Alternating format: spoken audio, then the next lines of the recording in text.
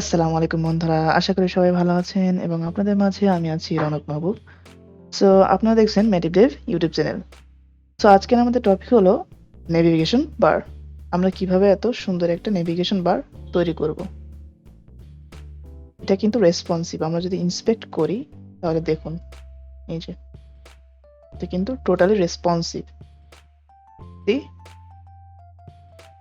Totally responsive.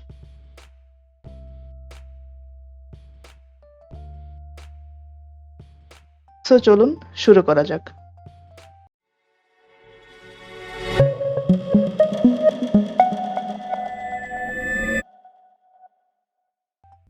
So navigation বার বানানোর জন্য আমাদের কি লাগবে? প্রথমে আমরা একটা হেডার ক্রিয়েট করব। হেডারের মধ্যে আমাদের কন্টেইনার থাকবে, দেন তার মধ্যে নেভিগেশন মানে আমাদের একটা এক সাইডে থাকবে লোগো আর আরেকটা সাইডে থাকবে কি আমাদের হোম, অ্যাবাউট, সার্ভিস, গ্যালারি এবং ফিডব্যাক পেজ, রাইট? সো চলুন শুরু করা যাক। সো সেজন্য আমরা কি করব, প্রথমে আমরা একটা হেডার ফাইল ক্রিয়েট করে নিব। তো আমি যদি হেডার লিখি, হেডার, ওকে, হেডারের মধ্যে আমাদের কি থাকবে, একটা কন্টেইনার থাকবে, কন্টেইনার। ওকে, কন্টেইনার রাখার পর আমরা এই কন্টেইনারের মধ্যে কি থাকবে, আমাদের নেভিগেশন অ্যাপ।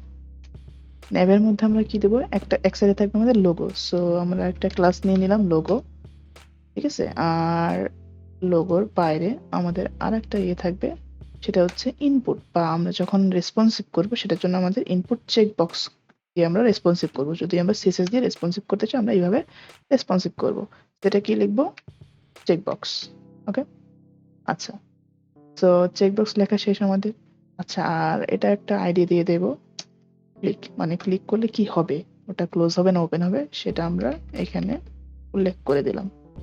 আচ্ছা, আর আমাদের যে করার পরে যে আমাদের মেনু যে বাটন, সেটা আর কি এখানে অ্যাড করতে হবে। সো আমরা ধরুন এখানে একটা লেবেল নিলাম, লেবেল, লেবেলের মধ্যে আমরা এই ফরের মধ্যে আমরা ওই ক্লিকটাকে কল করব, ঠিক আছে।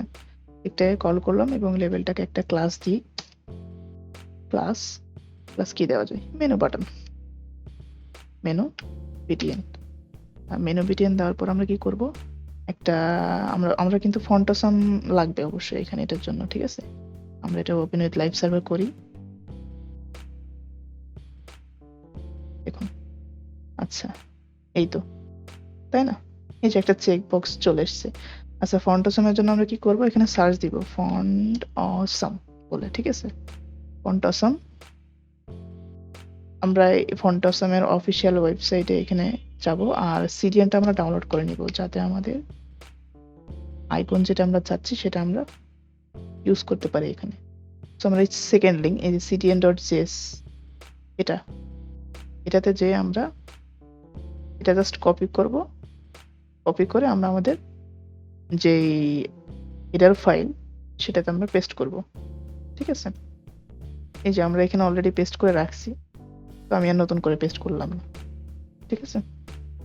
আচ্ছা, এখানে আমি দুইটা গুগল ফন্ট ইউজ করছি, এই জন্য দুইটা গুগল ফন্টের লিঙ্ক দেওয়া আছে, এইটা এই যে একটা, এই যে একটা। আর এই যে এখানে হচ্ছে ফন্ট অসাম ভার্সন 6 এর সিডিএন। আচ্ছা, ওটা করার পর তারপর আমরা আমরা কি করব, আমরা এরপর হচ্ছে দেখুন, এরপর আমরা এখানে কি করব, ফন্ট অসামে যাব, যাওয়ার পর এখানে সার্চ দিব ডাইস বলে, ডাইস, ডাইস বলে সার্চ দেওয়ার পর এখানে আইকনটি আসবে,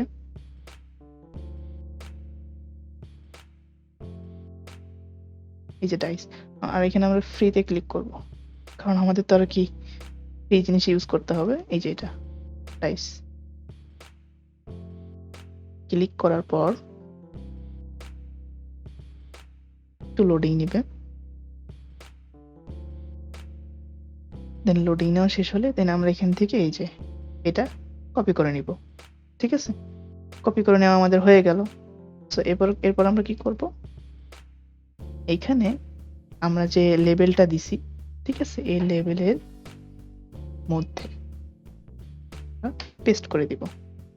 আচ্ছা, তারপর আমরা কি করব, এবার আমাদের হচ্ছে লেবেলের পরে আমরা হচ্ছে এবার একটা ইউএল ট্যাগ নিব, ইউএল, দেন কি নিব, এলআই, দেন এ ট্যাব প্রেস করব, আমাদের ইন্টারফেস চলে আসলো। তো এখানে ধরুন আমরা এখন একটা মানে নাম দিতে হবে, এখানে আপনারা যেটা ইচ্ছা সেটা আপনাদের নাম দিতে পারেন। তো আমি আমাদের প্রথম যে নামটা সেটা আমি দিলাম হচ্ছে হোম। ওকে, হোম। দেন এটা আমি একটু ডুপ্লিকেট করে নিলাম, অ্যাবাউট, সার্ভিসেস, গ্যালারি। এভাবে আমরা কি করব, এভাবে আমরা দিয়ে দিব। ঠিক আছে, আর একটা হোমটা আমাদের তো অ্যাক্টিভ থাকবে, এর জন্য এটাকে অ্যাক্টিভ ক্লাস দ্বারা আমরা চিহ্নিত করে রাখলাম যে আমরা অ্যাক্টিভ ক্লাসটাকে আমরা পরবর্তীতে ইনস্টল করব। আচ্ছা, এই গেল আমাদের HTML সেকশন। ঠিক আছে, HTML সেকশনে আমাদের কাজ শেষ। এবার আমরা যাব আমাদের style.css এ। সো style.css এ এসে আমরা কি করব, আমাদের বডিতে আমরা ইচ্ছা মতো যে কোনো একটা কালার দিব। আমি আমার মতো একটা কালার দিয়ে নিয়েছি, দেখুন এই যে। ঠিক আছে, আমি এই কালারটা দিছি, আপনারা চাইলে আপনাদের ইচ্ছা মতো যে কোনো কালার দিতে পারেন। আচ্ছা, সো তারপর কি হবে, এবার আমরা এখানে হেডারটাকে কল করব। হেডারটাকে কল করে আমরা হেডারটাকে একটা CSS অ্যাপ্লাই করব। হেডারটাতে আমরা হেডারটাকে একটা ব্যাকগ্রাউন্ড দিব। ব্যাকগ্রাউন্ডটা আমরা লিনিয়ার গ্রেডিয়েন্ট দিয়ে দিলাম যাতে, এবং বক্স শ্যাডো দিয়ে দিলাম যাতে আমাদের একটু বক্সি টাইপের লাগে, এই যে এইভাবে। দেন আমরা কি করব, হেডারের কাজ শেষ। দেন আমরা এটাকে কন্টেনারের মধ্যে রাখবো। কন্টেনার যে আমরা ক্লাসটা এই যে index.html এ কল করছিলাম, এটাকে আমরা এখন এখানে স্টাইল করব। তো এটার ম্যাক্স উইডথ দিব আমরা 1200 পিক্সেল এবং মার্জিন 0 অটো করলে আমাদের এটা মাঝখানে চলে আসবে। এই যে দেখুন মাঝখানে চলে আসছে। ঠিক আছে, দেন আমরা কি করব, নেভিগেশন বারটাকে আমরা এখানে কল করে আমাদের নেভিগেশন বারটা স্টাইল করব। ন্যাভবারটা কি করব, আমাদের উইথ 100% দিতে হবে। ডিসপ্লে ফ্লেক্স দিব, হাইট দিব একটা মিনিমাম একটা হাইট দিব 17 পিক্সেল। দেন অ্যালাইন আইটেম সেন্টার এবং justify content space between. Space between মানে কি, মাঝে মাঝে একটা ফাঁকা স্থান থাকবে। ঠিক আছে, ফাঁকা থাকবে যেটাকে বলে স্পেস বিটুইন। আচ্ছা, এরপর আমরা লোগোটাকে স্টাইল করব। লোগোটাকে স্টাইল করার জন্য আমরা এই সিএসএস গুলো ব্যবহার করব। এই যে কালার দিব, একটা লোগোর কালার দিব, ফন্ট সাইজ দিব এবং ফন্ট ওয়েট দিব। ঠিক আছে, দেওয়া হয়ে গেল। এরপর আমরা কি করব, ইউএলটা আমাদের ইউএল, এই যে ইউএল ট্যাগটা, এটাকে আমরা এখন স্টাইল করব। কিভাবে স্টাইল করব, ইউএল, আমাদের নেবের মধ্যে কি আছে, ইউএল আছে, তাহলে আমরা নেবের মধ্যে ইউএলটাকে কল করে আমরা ওটাকে স্টাইল করব এইভাবে। এই যে display flex, flex wrap, list style, none. List style none করার কারণ কি, এই যে ফ্লেক্স হওয়ার কারণে এগুলো সব ইনলাইন চলে আসলো এবং যে ডট ডটগুলো ছিল আগে প্রিভিয়াসলি সেগুলো চলে গেল লিস্ট স্টাইল নান করার ক্ষেত্রে। আর ফ্লেক্স ট্যাপ করলে কি হবে, আমাদের আমরা যদি এখন ইন্সপেক্ট ক্লিক করি এটা নিচে চলে আসবে। ট্যাপের কাজই হচ্ছে এটা। ঠিক আছে, এই যে নিচে চলে আসতেছে, দেখছেন। আচ্ছা, গেল। তো এবার হচ্ছে আমাদের নেভ ইউএল হয়ে গেল এবং আমাদের এলআইটাকে একটু মার্জিন দিতে হবে। আমরা এলআইটাকে একটু মার্জিন দিব, মার্জিন 0.5 পিক্সেল, মানে টপ বটম 0, লেফট রাইটে 5 পিক্সেল আমাদের মার্জিন হবে। তো এই যে একটা মার্জিন পেলো তার সাইডে। আচ্ছা, মার্জিন পাওয়ার পর কি করব, আমরা এখানে একটা, এবার আমাদের এ ট্যাগটাকে স্টাইল করতে হবে। আমাদের যেই লিস্টের মধ্যে এ ট্যাগ আছে এখানে আমাদের এটাকে স্টাইল করতে হবে। এই ট্যাগটাকে আমরা স্টাইল করার জন্য এখানে আমরা ওইভাবে সেম প্রসিডিউর ফলো করে এটাকে কল করব এইভাবে, ন্যাভ ইউএল এলআই এ। ঠিক আছে, এই যে দেখুন এখানে দেখিয়ে দিচ্ছে ন্যাভের মধ্যে ইউএল, তার মধ্যে এলআই, তারপরে এ। আচ্ছা, দেন আমরা এটা একটা কালার দিলাম, টেক্সট ডেকোরেশন নান করলাম, কারণ কি বলুন তো, ওই যে নিচে একটা আন্ডারলাইন থেকে ওটা উঠিয়ে দেওয়ার জন্য। ফন্ট সাইজ দিলাম, উইডথ দিলাম 500, একটু কিছুটা প্যাডিং দিলাম, মানে টপ টপ বটমে 0.5 এবং লেফট রাইটে 1 আরএম। বর্ডার রেডিয়াস দিলাম, লেটার স্পেসিং দিলাম, লেটার স্পেস মানে একটা থেকে আরেকটা স্পেস, একটা লেটার থেকে আরেকটা লেটারের স্পেস। ওকে, আর ট্রানজিশন দিলাম যাতে একটু অ্যানিমেশন করে বা একটু ডিউরেশন হয়। এই যে একটা অ্যানিমেশন আপনারা খেয়াল করছেন নিশ্চয়ই, রাইট? এভাবে আর কি আমরা অ্যানিমেশন দিব। দেন তারপরে আমাদের এটাকে হোভার করলে আমাদের কি কালার হবে, বা অ্যাক্টিভ যেই যেটা অ্যাক্টিভ ক্লাস আমরা ইউজ করছিলাম এইখানে index.html এ, এই যে অ্যাক্টিভটা আর হোভার করলে সেম জিনিসই হবে। সো আমরা এখানে দুইটাকে সেম দেখার জন্য এখানে কমা দিয়ে এই যে অ্যাক্টিভ হোভার সেমটা করলাম। ঠিক আছে, সো এটা যদি করি আমরা, এটা করার পর আমাদের কি হবে, আমাদের যদি রেজাল্ট দেখি, এই যে একটা আমরা ডিজাইন পেয়ে গেলাম, রাইট? অনেক দারুণ লাগছে, তাই না? আচ্ছা, তো চলুন এবার আমরা আমাদের আই ট্যাগটাকে একটু ডিজাইন করি। ঠিক আছে, আই ট্যাগটাকে আমরা ডিজাইন করবো এখানে। এই যে ন্যাবের মধ্যে কি আছে আমাদের, এটা কিন্তু এই যে এখানে হোভার করলে দেখাচ্ছে ন্যাভের মধ্যে এই যে এলিমেন্টস মেনু বাটন আই। আচ্ছা, এটা আমরা একটা কালার দিলাম, ফন্ট সাইজ দিলাম, মানে কতটুকু সাইজ হবে সেটা, আর কার্সার পয়েন্টার দিলাম, মানে কার্সার নিয়ে গেলে পয়েন্ট আউট করবে, আর ডিসপ্লে নান করলাম। কেন নান করলাম? আমাদের উইন্ডোজ বা আমাদের ল্যাপটপ বা পিসির জন্য এটা নান করে দিলাম। যখন আমাদের মোবাইল ভার্সনে চলে আসবে ওটাকে তখন ডিসপ্লে লক করে দিব। ঠিক আছে? আচ্ছা, সো এই গেল আমাদের আই। এখন কিন্তু এই যে দেখুন এটা কিন্তু চলে গেছে, কারণ এখন কিন্তু আমরা উইন্ডোজ বা পিসিতে আছি। আচ্ছা, এবার আমরা কি করব? আমাদের যে চেকবক্স যেটা আমরা দেখতেছি এটাকে আমরা ডিসপ্লে নান করব, কারণ আমাদের তো এখানে লাগবে না, তাই না? এই জন্য আমরা এটাকে এইভাবে ডিসপ্লে নান করে দিব। এই যে ইনপুট টাইপ চেকবক্স ডিসপ্লে নান, তাহলে দেখুন আমাদের এটা কি ডিসপ্লে নান হয়ে গেল। আচ্ছা, গেল। তারপর আমরা কি করব? এবার আমরা কি করব? এটা যখন 1000 পিক্সেলে চলে আসবে, আমরা এখানে একটু মিডিয়া কোয়ারি ইউজ করব। মিডিয়া কোয়ারি ইউজ করার জন্য আমরা @media লিখে দেন ব্র্যাকেটের মধ্যে ম্যাক্সিমাম উইথ 1000 হলে আমাদের নেভিগেশন একটু প্যাডিং পাবে। টপ বটমে 0 এবং লেফট রাইটে 50 পিক্সেল। এটা যদি আমরা এখন এই যে 1000 নিয়ে আসি, এই যে একটু প্যাডিং পাইছে, রাইট? আচ্ছা সরি, আমি তো এখানে একটা জিনিস ভুলেই গেছি, লোগোটা দেওয়ার কথা। দেখছেন, এখানে আমরা লোগো দিব। লোগোটা লিখলাম, এই যে লোগোটা চলে আসলো। আচ্ছা, মোটামুটি একটু প্যাডিং পাইছে, রাইট? এই যে।